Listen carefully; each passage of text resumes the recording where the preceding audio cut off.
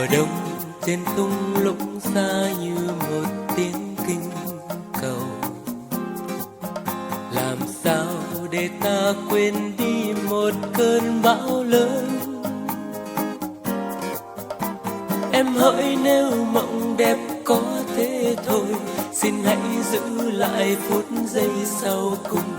Tình yêu rồi đây sẽ như cơn mộng dở dang. Đời em tựa như khúc ca ru một sớm mai hồng. Làm sao để cho bờ mi đừng hoen nước mắt? Ai nhớ đến một hạnh phúc lứa đôi, xin hãy giữ trọn cánh chim phương trời. Người ơi đừng nên dối gian cho lòng nát tan. Đường mây rồi đây xa vắng dấu chân địa đàng. Vườn hoang tìm đâu cho thấy giấc mơ nồng cháy. Cuộc sống mới rồi người có thấy vui, xin hãy giữ lại một chiếc lá rơi. Tình yêu rồi đây sẽ như con thuyền lướt trôi.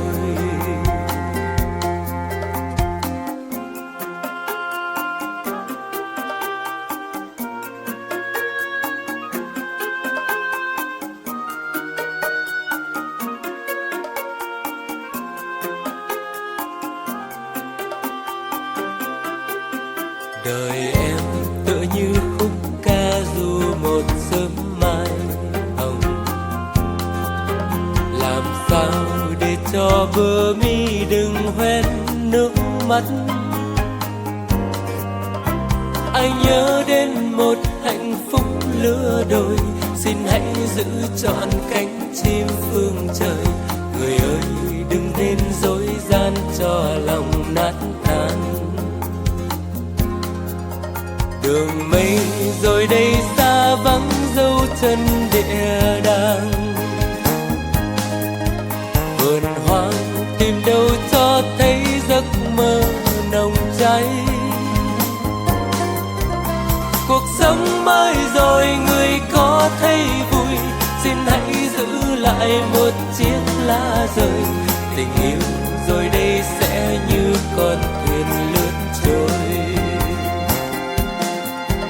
Đường mây rồi đây xa vắng dấu chân địa đàng.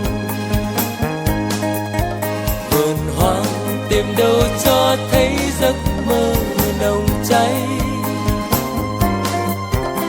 Cuộc sống mới rồi người có thấy vui, xin hãy giữ lại một chiếc lá rơi. Tình yêu rồi đây sẽ như con thuyền lướt trôi. Tình yêu rồi đây sẽ như